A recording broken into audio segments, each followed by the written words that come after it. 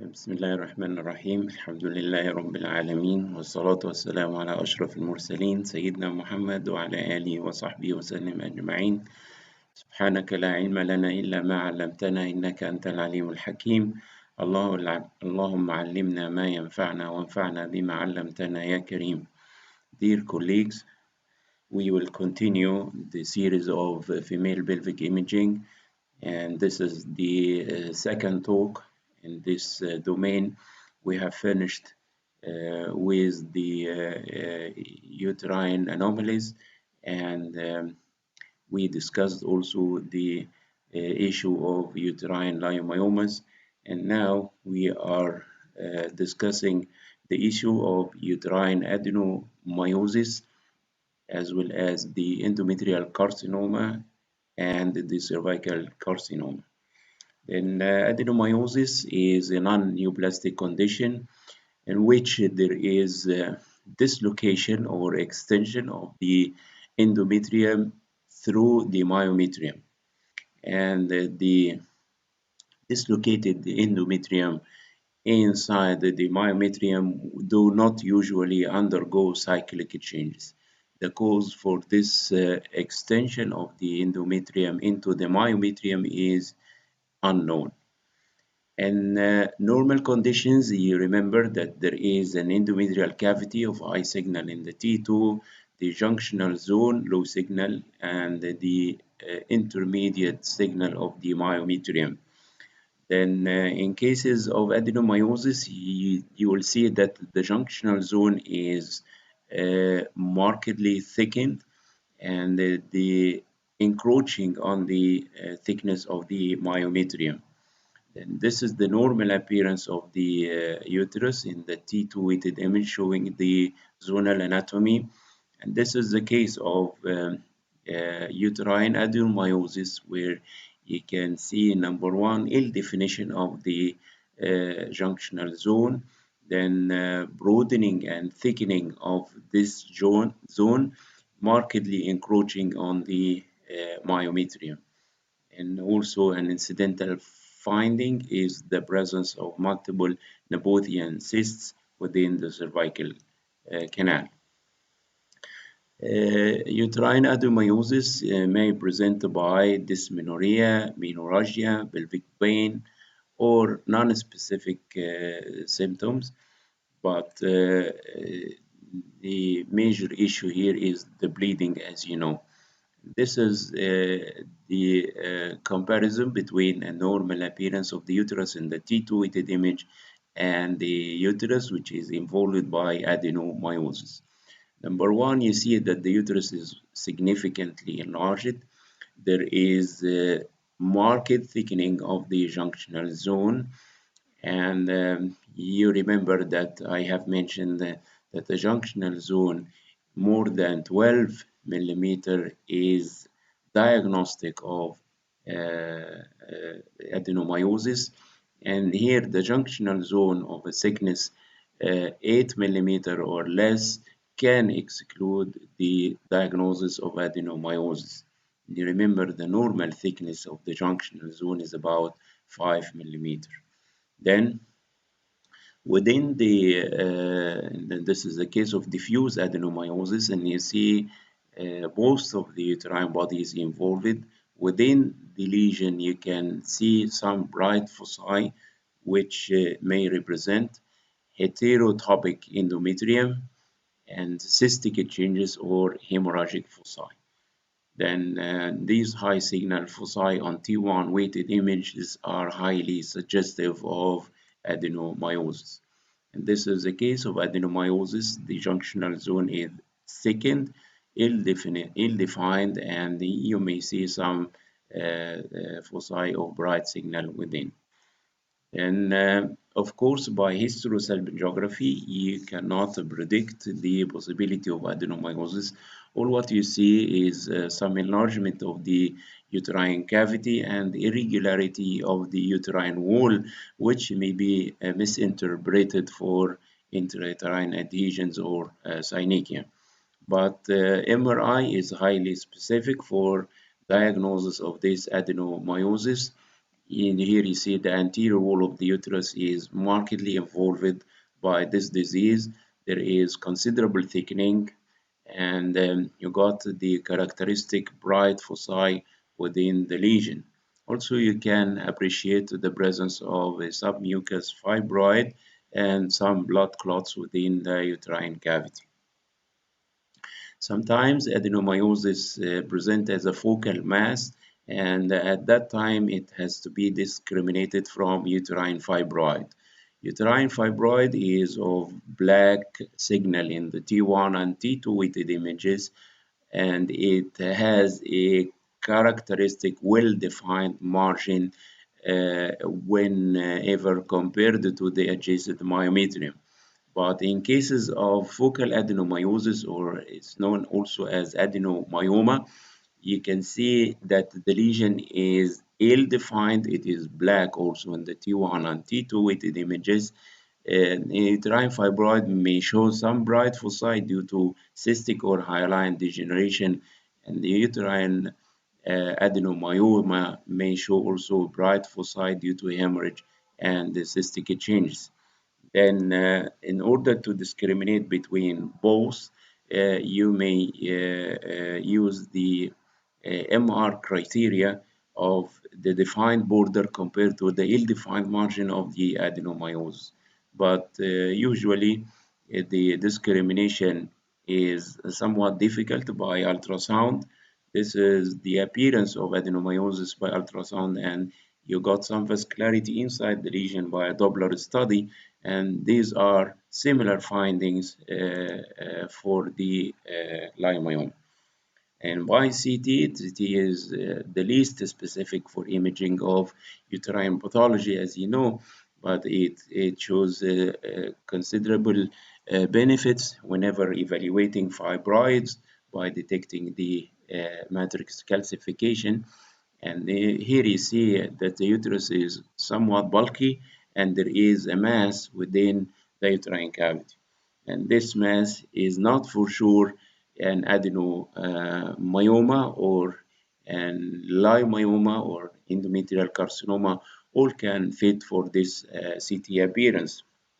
Fibroid, endometrial polyp, endometrial cancer, and the focal adenomyoma are in the differential diagnosis of this particular appearance. And this is the difference between uterine adenomyoma with ill-defined margin and hazy contour encroaching on the endometrial cavity, and the uterine fibroids, which are of more well-defined, well-circumscribed margins, whether they are big or they are small. But in the T1 weighted image, after contrast injection with fat suppression, you may got this appearance, which is almost similar to the uterine fibroid. Fibroid will enhance with contrast material.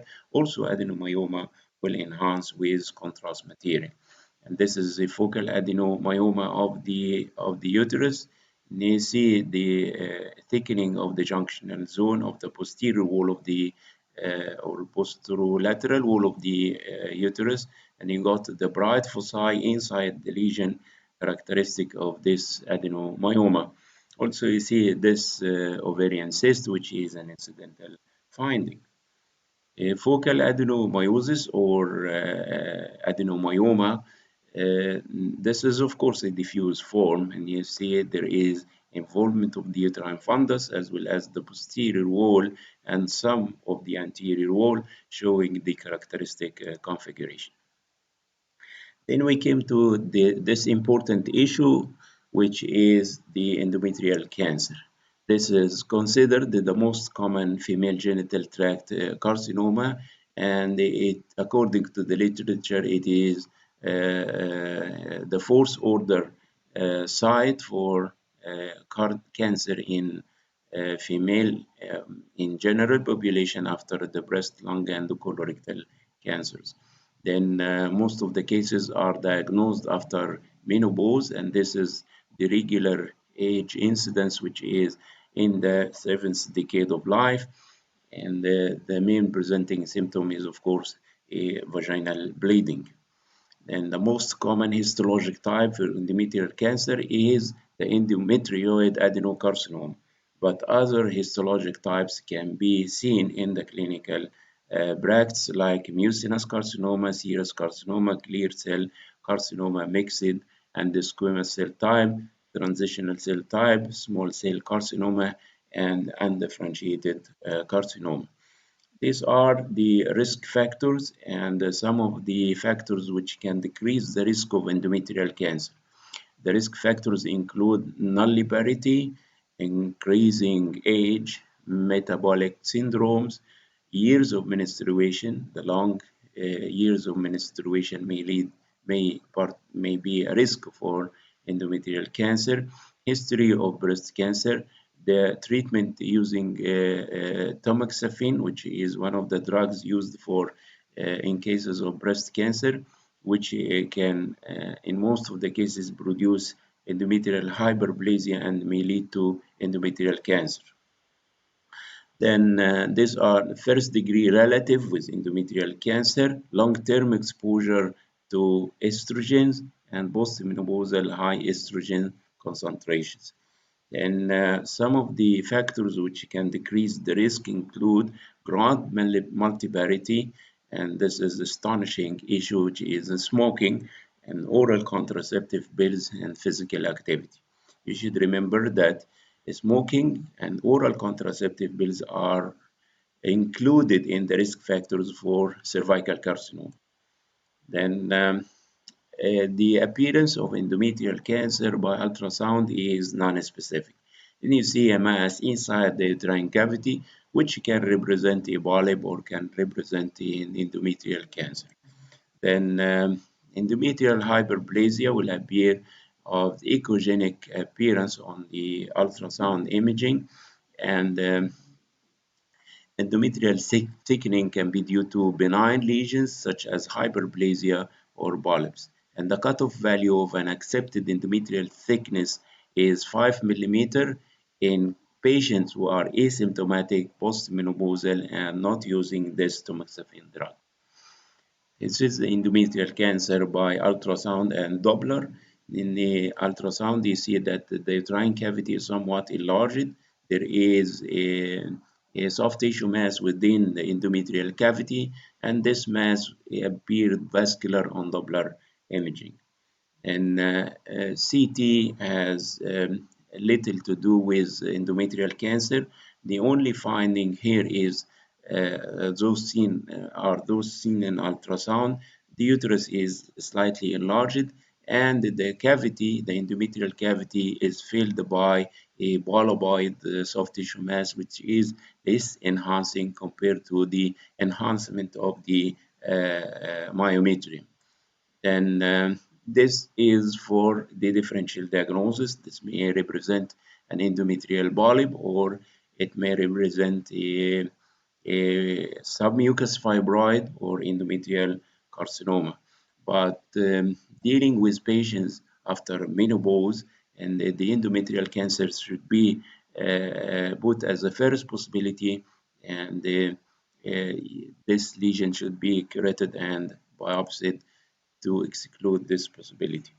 Then you remember that one of the most important pulse sequences for imaging of the female pelvis is the sagittal T2 weighted images. And an evaluation of the uterus in general, and in particular the cases with endometrial cancer, we need this particular pulse sequence. And sometimes you may obtain an axial oblique sequence which is perpendicular to the axis of the uterus for better delineation of the uterine contour and evaluation of the myometrial invasion. And many times you require to scan the upper abdomen to assess for the possibility of tumor spread. Contrast enhancement is needed here, and according to the literature, some prefer the dynamic scanning. I will I will show it to you now. Then the appearance of endometrial carcinoma on the T2 weighted images is relatively hyper intense compared to the intermediate signal of the myometrium, but appears hypointense compared to the high signal of the endometrium. And you see a mass occupying the uterine cavity, maybe invading the uterine wall, and this is an important issue for staging of endometrial carcinoma. According to the literature, in order to differentiate this from a simple benign endometrial polyp, if you are able to see a central hypodense fibrous core within the lesion, and this may suspect the possibility of an endometrial polyp rather than an endometrial cancer. And the criteria of myometrial invasion is to see the high signal endometrial mass going deep inside the intermediate signal of the myometrium. And this can be appreciated also after injection of contrast material. And a smooth endometrial myometrial interface indicates that the tumor is not invading the myometrium. And we should assess myometrial invasion in at least two perpendicular or two planes, like the sagittal and the oblique axial images, for example. And assessment of invasion of the cervix is an important issue for the patient prognosis. And this is a sagittal T2 weighted image. You see an endometrial mass which has invaded part of the myometrium. And here we should state in particular if less than half of the myometrial thickness has been invaded, or more than half of the myometrium has been invaded, and this will change the staging of the tumor. And this is the dynamic study, where in the early phases after injection of contrast and late phases after contrast injection. Here you cannot see clear discrimination between the tumor and the myometrium, but in the later stages with diffuse homogeneous myometrial enhancement and the less enhancing pattern of the tumor, you can see the interface between the lesion and the myometrium, and to assess the degree of myometrial invasion compared to the normal thickness of the myometrium in the anterior wall of the uterus, for example. And these are the staging of uterine cancer. The stage 1 was previously described in A, B, and C, but now it's described in only A and B. And A represents myometrial invasion less than 50% of the thickness of the myometrium, if more, and this is stage 1B. And stage 2 means that the tumor has extended to the cervix. Stage 3 means that there is involvement of the pelvic or para-aortic lymph nodes, or there is extension to the vagina, ovaries, or the peritoneum, but no rectal or nor bladder invasion. Stage 4 means that there is rectal or bladder invasion, or there is distant metastatic deposits. And here is a series of MR images in the T2 weighted sequences, and you see a soft tissue tumor mass within the endometrium, which is not, as you can see in these images, invaded the myometrium. There is a clear interface between the tumor and the myometrium, indicating that you are dealing with stage 1A.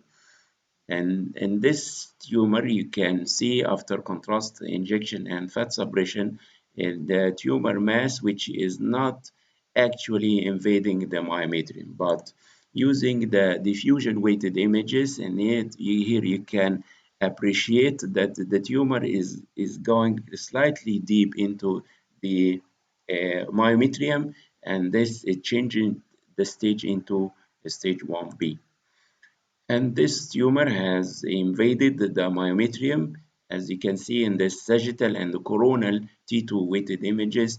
But you need the contrast images, and you may need the delayed phase images to show the interface between the tumor and the myometrium, and to assess accurately how much of the endometrium has been infiltrated by the tumor. And this is also a superficial invasion by an endometrial cancer, which is representing a stage 1A tumor. This is one of the cases that is considered by the radiologist a difficult case to stage the tumor accurately because the myometrium has been stretched over the endometrial mass, and you may find some difficulties to evaluate accurately the invasion of the myometrium. But in this particular case, after surgery, the myometrial infiltration was superficial, indicating stage 1A. Here, in a case with endometrial carcinoma, invaded most of the myometrial thickening, but more importantly, you see a focus of the tumor invading the sacrum, the cervix, and this will represent a stage 2. Extension of the endometrial cancer to involve the cervix is stage 2. And stage 3, meaning that the tumor has extended into the vagina or in the ovaries or in the peritoneum. But this tumor is protruding into the vaginal lumen, as you can see, and this is stage 3B. Also, stage 3C, you can see metastatic lymph nodes. This is the endometrial cancer. This is the T2 weighted image. You see a big mass within the uterine cavity, totally infiltrated the whole thickness of the myometrium, and there are metastatic internal iliac lymph nodes.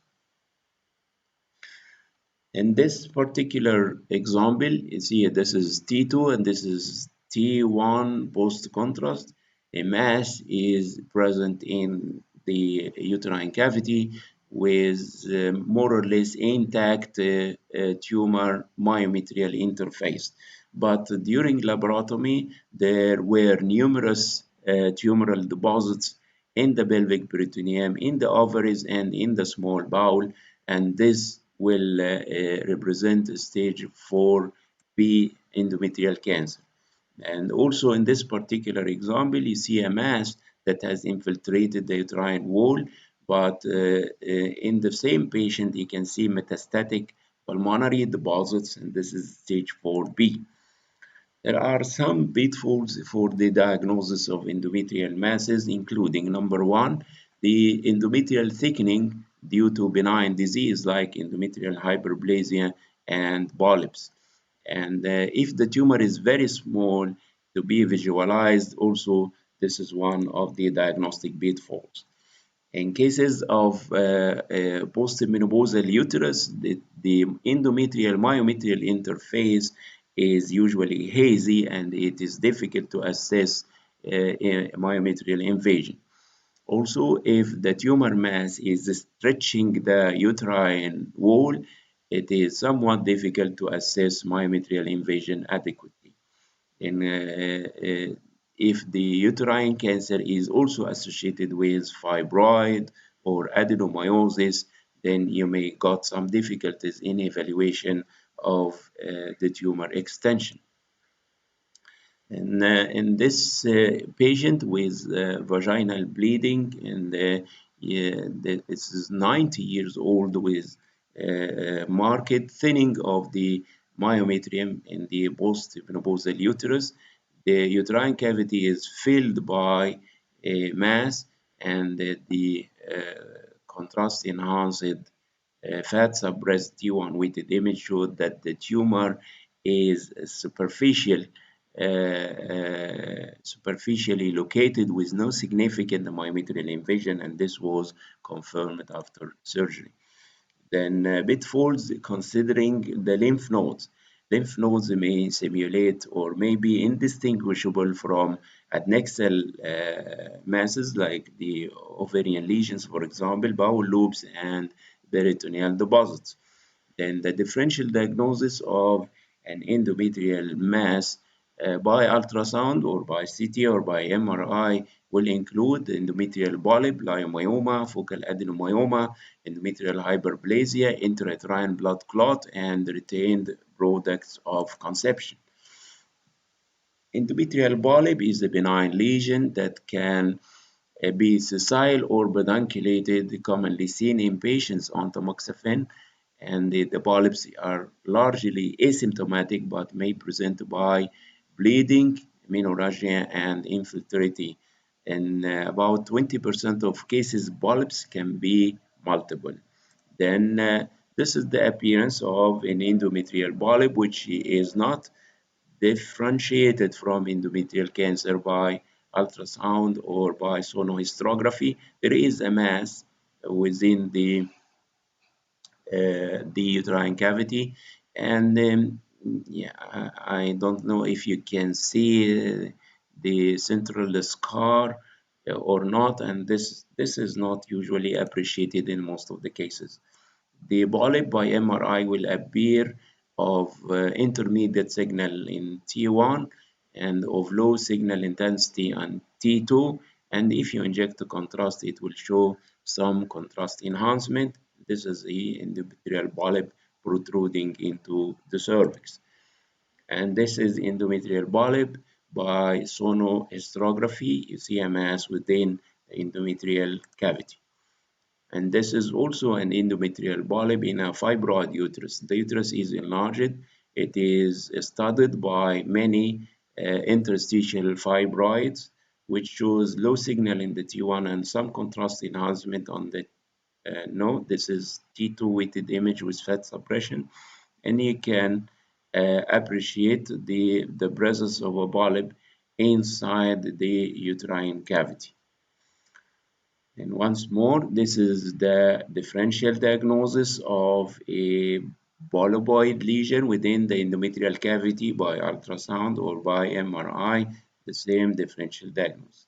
And we came finally to the issue of cervical cancer, which represents about 4% of malignant disease and is considered the third most common postmenopausal gynecologic malignancy after endometrial carcinoma and ovarian cancer. The age incidence is about 40 years with another peak at 60 years of old. 80% of the lesions are of the keratinizing or non-keratinizing squamous cell carcinoma and 15% of the adenocarcinoma types. The risk factors include, you remember, smoking and oral contraceptive pills. Also, these are some of the risk factors: sex at any age, many sexual partners, poor genital hygiene, other genital infections, multiple malignancies in AIDS patients, and so on. Then the symptoms are, of course, vaginal bleeding, some vaginal discharge or dyspareunia. Then diffuse pelvic pain or back pain may indicate extension of the cervical cancer to the pelvic side walls. And the MRI technique for evaluation of the cervical cancer, we usually want to distend the vagina by the ultrasound gel, which will show bright signal in the T2 weighted images. And we will evaluate the pelvic floor muscles in the coronal T2 weighted images and the assessment of lymph node metastasis in the axial T1 weighted images. And usually in this case, we do not need to inject intravenous contrast material, but in endometrial cancer, we need the injection of contrast media, and also we need the dynamic studies.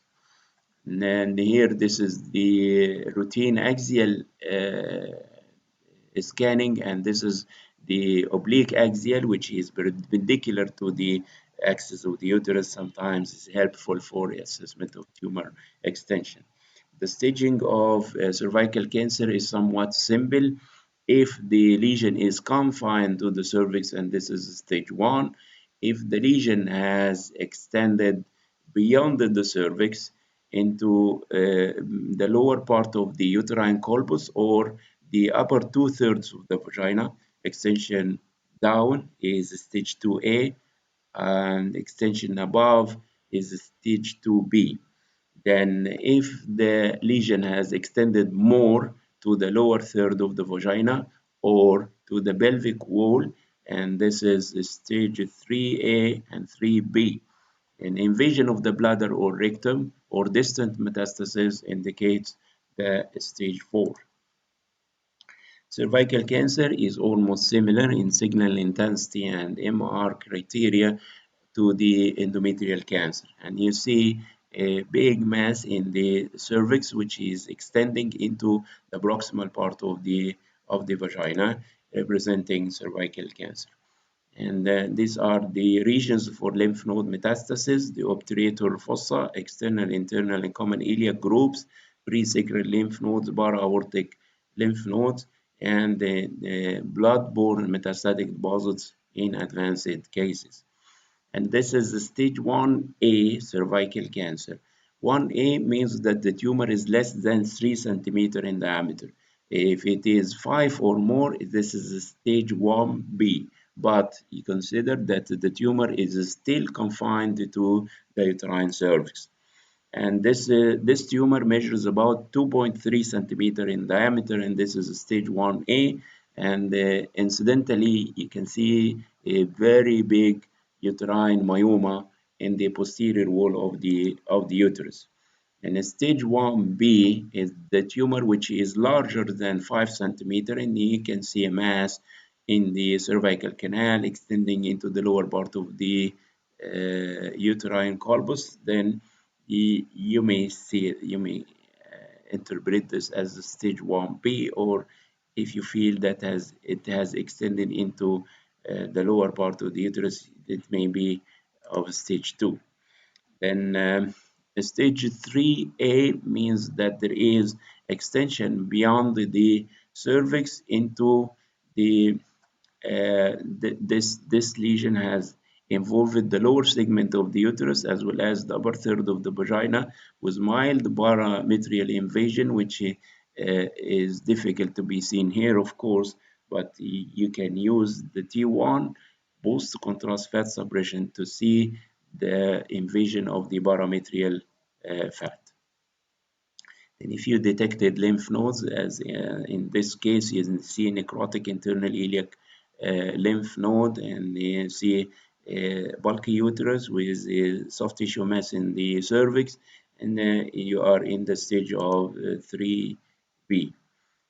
And this particular lesion, it has invaded the urinary bladder and extended to the pelvic side wall with metastatic para-aortic lymph nodes. Then you are in the stage of 4B.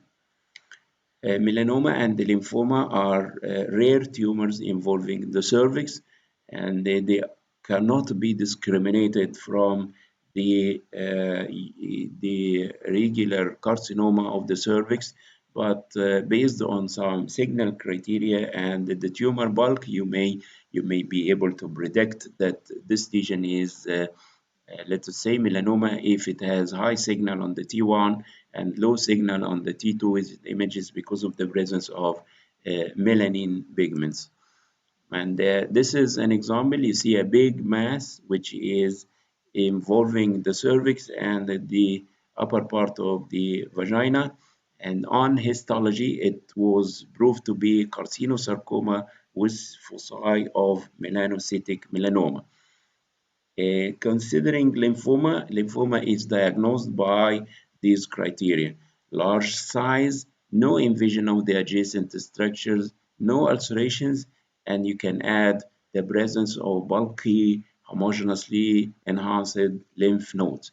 And if you see a big mass in the region of the cervix, and this mass is almost homogeneous with no invasion of the surrounding structures, and if it is associated with bulky metastatic lymph nodes, you may predict that this is lymphoma. And this is an example of a pathologically proved lymphoma. You should remember that primary lymphoma of the cervix is extremely rare, and lymphoma is usually secondary to a lymphoma present elsewhere in the body. And here is a big mass, which is of intermediate signal in the T1, some increased signal in the T2 weighted images, and the mass is bulky with no signs of invasion of the surroundings, and this was proved to be a lymphoma.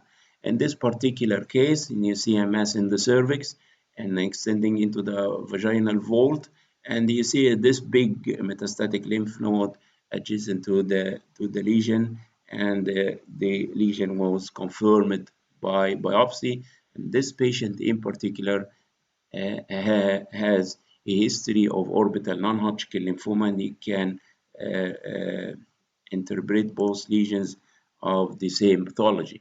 And you remember the Nabothian cysts, which are mucus retention cysts within the cervix, and may develop secondary to chronic inflammation in the cervix. They are usually discovered incidentally, and they range in size from few millimeter to about 4 centimeter, and the signal intensity is usually uh, uh, uh, low on T1 and high on T2, but some of these cysts may present high signal on T1 weighted images if they contain proteinaceous material. And this is an example of Nabothian cysts by CT and by MRI T2, T1 post contrast, and sagittal T2 weighted images. Of course, the best way to detect these cysts is the sagittal T2 weighted images, where you can appreciate the course of the cervical canal and you see the cystic lesions. The cervical polyps are almost similar to the endometrial polyps, but occurring in the cervix. They occur in the premenopausal woman, and they often present by bleeding. And these polyps may range in size from few millimeter to 3 centimeter. The lesion is seen protruding into the cervical canal.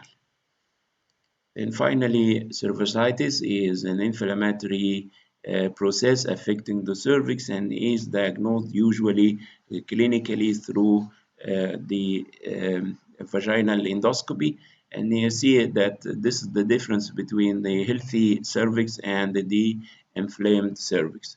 Many of the organisms can cause this cervicitis, and of course, the diagnosis is performed without the need for imaging. This is the normal appearance of the cervix, and this is the changes which are interpreted of low-grade cervical intraepithelial neoplasia, but this is definitely a cervical cancer. هذا وبالله التوفيق والحمد لله رب العالمين.